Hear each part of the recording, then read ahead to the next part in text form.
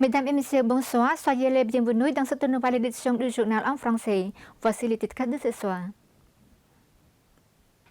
L'Assemblée nationale du Royaume du Cambodge a approuvé le projet de loi sur l'amendement de la loi sur la nationalité et le projet de loi sur l'approbation de l'accord sur la conservation et l'utilisation durable de la diversité biologique marine au-delà des zones de juridiction nationale en vertu de la Convention des Nations Unies sur le droit de la mer.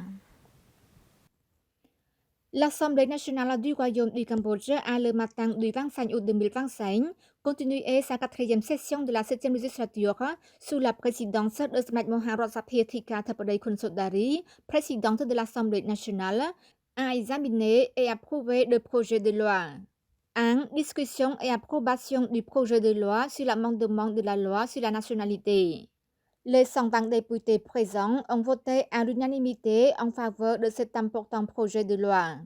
Cet amendement établit un cadre juridique pour la révocation de la citoyenneté cambodgienne des personnes reconnues coupables de trahison ou de collusion avec des puissances étrangères portant gravement atteinte aux intérêts nationaux. Cet amendement en 2 articles vise à renforcer la souveraineté et la sécurité nationale en dissuadant l'ingérence étrangère et en punissant les actes de trahison. Elle est conforme à l'article 49 de la Constitution qui impose à chaque citoyen khmer de privilégier les intérêts nationaux et de participer à la défense et au développement de la patrie. Le Cambodge possède une longue tradition juridique en matière d'annulation de la nationalité, notamment dans le Code civil de 1920 et la loi sur la perte de la nationalité khmer promulguée en 1968. Selon son Excellence Cadet Vice-Premier ministre et ministre de la Justice, plus de 150 pays, dont de grandes démocraties comme les États-Unis, le Royaume-Uni, la France, l'Allemagne, l'Australie, l'Italie, la Belgique et des pays d'Asie comme le Singapour, l'Inde et la Corée du Sud, disposaient de lois autorisant la révocation de la citoyenneté. Plus de 28 pays asiatiques et 18 pays européens maintiennent de telles dispositions. 2.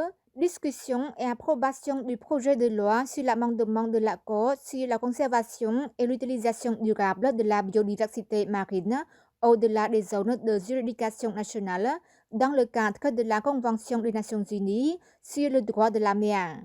Ce projet de loi comprend 3 articles et vise à garantir la conservation et l'utilisation durable de la diversité biologique marine au-delà des zones de juridiction nationale pour le présent et l'avenir. Son Excellence le Vice-Premier ministre Wong Sai Visot a inspecté les fermes d'élevage de poissons et les ateliers de transformation du poisson dans le district de Stone, province de Kampong Thom. Son Excellence Wong Sai Visot, vice-premier ministre permanent et ministre chargé du Conseil des ministres et chef du groupe de travail gouvernemental royal de la province de Kampong Thom, a poursuivi sa mission dans le district de Stone, province de Kampong Thom, afin d'encourager le secteur piscicole et l'augmentation de productivité des produits locaux dans la province de Kampong Thom. Le vice-premier ministre permanent et sa délégation ont rendu dans la commune de Chamna Kraum, de Kampong Chantbong et de Kampong Chancheung du district de Stone, province de Kampong Thom, pour inspecter un groupe d'éleveurs de poissons à caractère familial, des ateliers de transformation du poisson séché, du poisson fumé, ainsi que des ateliers de transformation du poisson en poisson fermenté. Son Excellence Wong Sai Visot a rappelé que conformément au programme politique et à la stratégie pentagonale phase 1 du gouvernement royal sous la direction clairvoyante et visionnaire de Samdech Maha Bobor Thapadei Khonsodari, Premier ministre, la priorité est donnée à la promotion et à la valorisation du secteur agricole et agro-industriel, moteur de croissance et de diversification de l'économie pour l'améliorer des conditions de vie de la population. Parce que La province de Kompong-Trom est géographiquement adjacente au lac Tonlé Sap. Elle est ainsi favorable au développement de l'agriculture locale.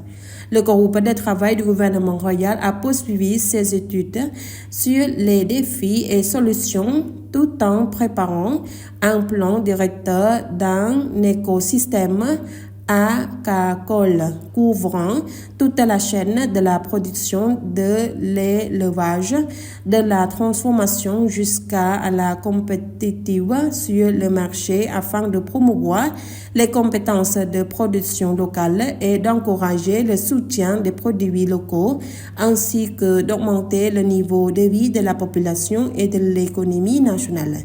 Le vice-premier ministre permanent a encouragé les éleveurs de poissons, les collecteurs, les distributeurs, les exportateurs ainsi que les transformateurs à renforcer leur capacité à améliorer la productivité, la qualité et les services pour répondre aux exigences du marché et aux normes et à se coopérer pour former un écosystème dynamique et une chaîne de valeur solide, attractive et compétitive face aux pays voisins.